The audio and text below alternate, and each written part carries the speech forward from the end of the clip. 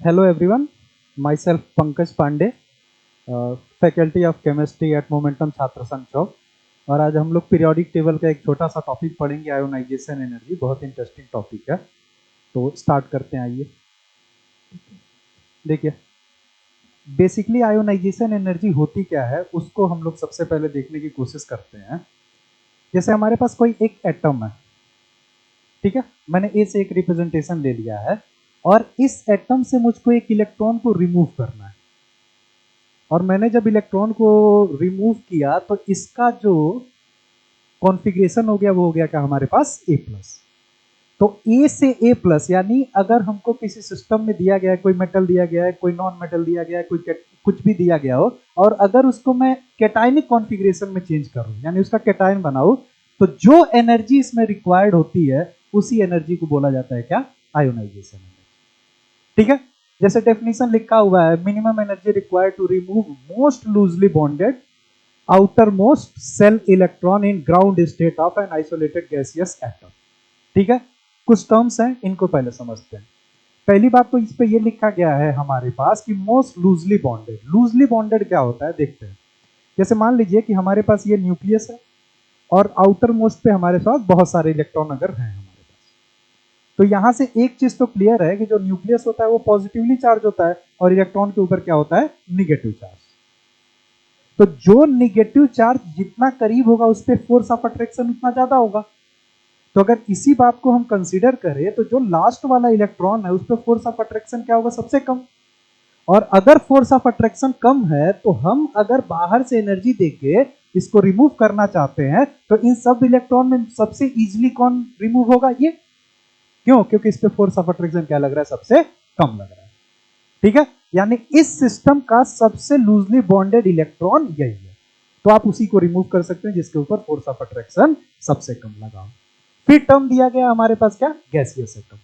Gaseous atom से क्या है आप समझिए, कभी भी एटम का आयोनाइजेशन एनर्जी कभी भी चेक किया जाता है तो हमेशा उसके गैसियस फॉर्म से करते हैं, सॉलिड फॉर्म से नहीं निकाला जाएगा।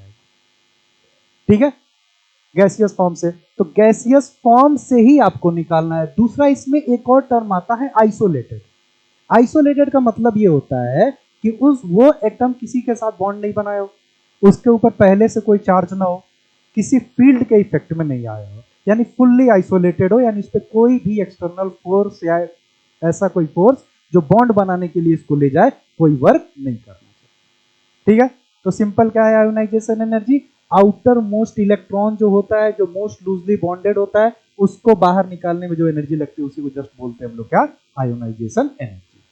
ठीक है, अब क्या है, हमने आयोनाइजेशन दिया यानी सिस्टम को हमने बाहर से एनर्जी दिया, तो एक बात तो पक्का है कि जो आयोनाइजेशन एनर्जी होता है वो हमेशा एक एंडोथर्मिक प्रोसेस होगा, यानी डेल्टा एच इसका हमेशा क्या होगा? पॉजिटिव। क्लियर है? इलेक्ट्रॉन को निकालना है तो सबसे पहले आपको एनर्जी देनी पड़ेगी। तो प्रोसेस क्या हो गया हमारे पास? एंडोथर्मिक। एटम कैसा होना चाहिए? गैसियस फॉर्म में होना चाहिए। और क्या होना चाहिए? आइसोलेटेड। इलेक्ट्रॉन कौन सा निकलेगा? जो सबसे लूजली बॉन्डेड होगा। उसके बाद टर्म आता है ये दूसरा जो आपके बुलेट पॉइंट पे दिख रहा होगा, सक्सेसिव आयोनाइजेशन एनर्जी। सक्सेसिव का मतलब क्या है? बहुत आसान है। देखिए, अगर मैंने यहाँ पे एम करके कोई सिंबल ले लिया किसी मेटल का या नॉन मेटल का, किसी भी एटम का, और वो गैसियस फॉर्म में है, उससे मैंने इलेक्ट्रॉन निकाला तो ये बन गया एम प्लस।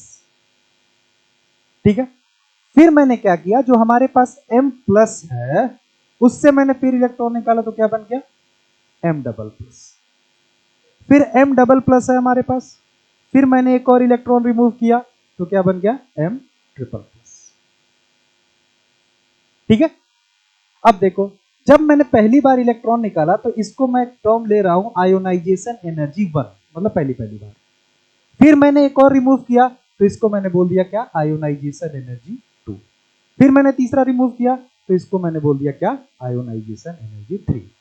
इसी टर्म को हम लोग क्या बोलते हैं? सक्सेसिव। एक के बाद दूसरा, दूसरे के बाद तीसरा, जो सीक्वेंस को फॉलो अप कर रहा हूं। ठीक है, अब इनमें एक रिलेशन होता है। कैसे होता है वो रिलेशन? मैं पहले लिख दे रहा हूं, उसके बाद आपको मैं बता दे रहा हूं कि कैसे होता है। देखिए, सक्सेसिव आयोनाइजेशन एनर्जी हमेशा इंक्रीज करती जाती है किसी भी सिस्टम के लिए। यानी अगर मैं कंसीडर करूं मैथमेटिकल टर्म में तो IE1 सबसे कम होगा, उससे ज्यादा IE2 होगा और उससे ज्यादा क्या होगा IE3। अब ऐसा क्यों होगा, इसके पीछे का लॉजिक समझिए। जैसे मान लीजिए कि यहाँ पे मैंने एक न्यूक्लियस बना के रखा हुआ है और यहाँ पे बहुत सारे इलेक्ट्रॉन है, ठीक है। तो मैं लास्ट वाले में ऐसा सोच रहा हूँ कि यहाँ पे ऐसा मैंने सोच के रखा हुआ है कि अभी 3 इलेक्ट्रॉन है, बाकी अंदर भी इलेक्ट्रॉन है, फिलअप है। तो मैंने क्या किया, जब इसको पहली बार आयोनाइज करना था यानी पहला इलेक्ट्रॉन निकालना था, तो मैंने इस इलेक्ट्रॉन को बाहर क्या कर दिया, रिमूव कर दिया। जब मैंने इसको रिमूव किया तो अब इस सिस्टम से तो ये इलेक्ट्रॉन चला गया है, यानी ये जो न्यूक्लियस है जो इस पे अपना फोर्स ऑफ अट्रैक्शन लगा रहा था, वो फोर्स ऑफ अट्रैक्शन अब इन लोगों पे क्या हो जाएगा, इंक्रीज हो जाएगा। जैसे पहले force of attraction valence shell में 3 लोगों पे लग रहा था, आपने एक इलेक्ट्रॉन रिमूव कर लिया तो फोर्स ऑफ अट्रैक्शन 2 लोगों पे लगेगा, तो इन पे फोर्स ऑफ अट्रैक्शन क्या हो जाएगा, इंक्रीज हो जाएगा।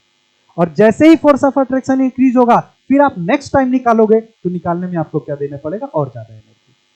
फिर अगली बार और ज्यादा एनर्जी, फिर और करीब आओगे और ज्यादा एनर्जी। इसी को हम लोग क्या बोलेंगे, सक्सेसिव आयोनाइजेशन एनर्जी। और सक्सेसिव आयोनाइजेशन एनर्जी हम इसे क्या करती जाती है, इंक्रीज करती जाती है। ठीक है, यूनिट की बात करते हैं तो आपको कभी कभी इसकी यूनिट इलेक्ट्रॉन वोल्ट पर एटम में दिया जाता है, कभी किलो कैलोरीज में दी जाएगा, तो वो आप चेक कर लेंगे कि कैसे एनर्जी की जो जो यूनिट्स है यहाँ पे लगेंगे।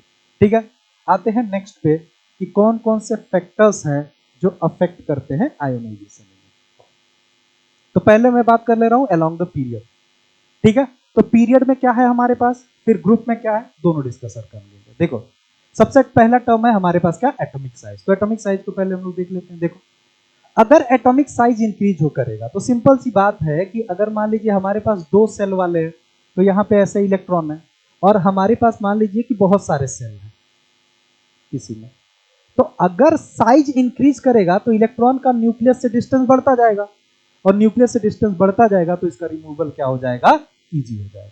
इसका सीधा सा टर्म ये है कि अगर एटॉमिक रेडियस इंक्रीज करेगा तो आयोनाइजेशन एनर्जी क्या कर जाती है, डिक्रीज कर जाती है।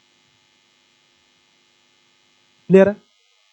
तो ये हो गया हमारे पास पहला फैक्टर कि एटॉमिक रेडियस के बढ़ने से क्या होता है। तो एटॉमिक रेडियस अगर बढ़ेगा हमारा तो आयोनाइजेशन एनर्जी क्या कर जाएगी, डिक्रीज कर जाएगी। दूसरा मोस्ट इंपॉर्टेंट फैक्टर, इस पर थोड़ा ध्यान दीजिएगा, दूसरा है हमारे पास क्या, इफेक्टिव न्यूक्लियर चार्ज।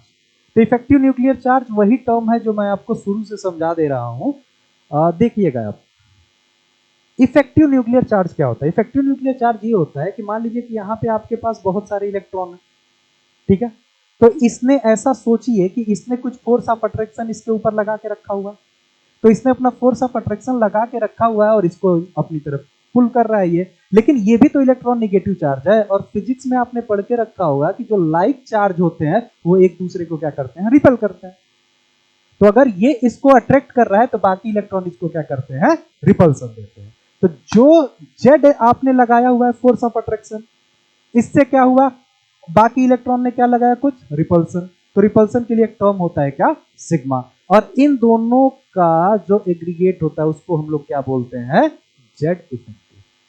सिंपल सा टर्म है, इस पे जितना फोर्स ऑफ अट्रैक्शन लगा वो जेड से लगने वाला है, जितना फोर्स ऑफ रिपल्सन लगा वो सब क्या लगने वाला है, इस नेगेटिव इलेक्ट्रॉन की वजह से लगा है। तो इस पे नेट फोर्स ऑफ अट्रैक्शन क्या होगा, जितना आपने फोर्स ऑफ अट्रैक्शन लगाया माइनस जितना रिपल्सन। क्लियर है?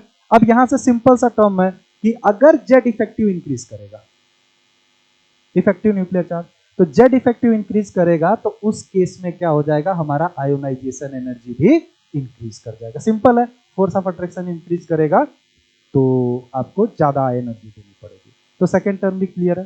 फिर आते हैं थर्ड टर्म पर।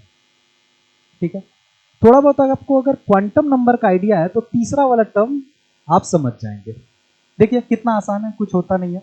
इसमें आपको लिखा गया है half field and full filled configuration. तो हाफ फील्ड और फुल फील्ड कॉन्फ़िगरेशन का क्या मतलब होता है कि जैसे देखिए एस है हमारे पास, तो एस में 2 इलेक्ट्रॉन जा सकते हैं, तो S2 मैंने ले लिया। पी है तो पी में आपको पता है कि 6 इलेक्ट्रॉन जा सकते हैं, तो फुल फील्ड तो 6 के टर्म में आ जाएगा। डी है हमारे पास, तो डी में 10 जा सकते हैं, तो फुल फील्ड इसका 10। एफ है, एफ में 14। क्लियर है?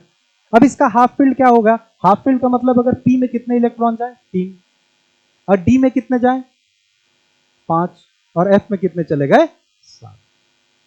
तो हुन्स रूल में जब हम एक्स्ट्रा स्टेबिलिटी पढ़ते हैं तो वहां एक टर्म आता है due to exchange energy, half filled और फुल फील्ड कॉन्फ़िगरेशन की स्टेबिलिटी क्या होती है, ज्यादा होती है। तो अगर कहीं आपको कोई ऐसा कॉन्फ़िगरेशन दिखे जिसमें एक हाफ फील्ड कॉन्फ़िगरेशन हो, एक फुल फील्ड कॉन्फ़िगरेशन हो, तो सिंपल सा मतलब है कि उनकी स्टेबिलिटी क्या होने वाली है, हाई।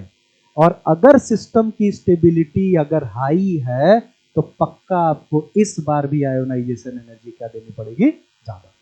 तो तीनों टर्म को समझते हैं। साइज बड़ा है, इलेक्ट्रॉन दूर हो गया, रिमूवल इजी हो गया। इफेक्टिव न्यूक्लियर चार्ज ज्यादा है, फोर्स ऑफ अट्रैक्शन ज्यादा है, डिफिकल्ट हो गया। ठीक है, तो पहले केस में क्या होगा, एटॉमिक रेडियस बढ़ेगा तो आयोनाइजेशन एनर्जी कम हो जाएगी। दूसरे केस में इफेक्टिव न्यूक्लियर चार्ज बढ़ेगा तो आयोनाइजेशन एनर्जी ज्यादा देनी पड़ेगी। और सिस्टम अगर स्टेबल है तो भी आपको आयोनाइजेशन एनर्जी ज्यादा देनी पड़ेगी। ठीक है, तो ये हो गए हमारे पास तीन टर्म। क्लियर है। ग्रुप में इसको देखना और ज्यादा आसान होता है। ग्रुप में भी वही है, ग्रुप में भी सिंपल सा टर्म है।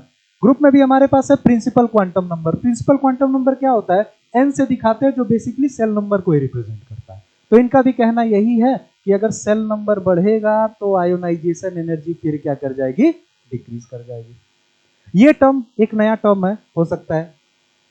Penetration power. पेनिट्रेशन पावर में आप देखोगे तो इसमें एक ऑर्डर होता है S P D and F. ठीक है, इसी को हम लोग बोल देते हैं इलेक्ट्रॉन होल्डिंग टेंडेंसी।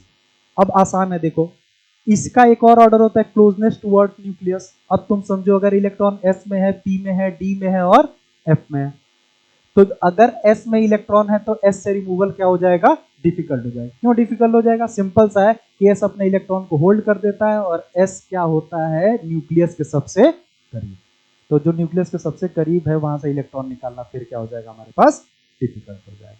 तो हमारे पास ये ग्रुप वाली कुछ टेंडेंसी है जो कि बहुत आसान है। ये ऑर्डर ऑफ सिग्मा भी है, जस्ट मैंने कुछ देर पहले लिखा था ना आपके लिए, Z effective equals to Z minus sigma. तो इसी को हम लोग क्या बोलते हैं, ऑर्डर ऑफ। क्लियर है। तो ये हो गया हमारे पास क्या, ट्रेंड।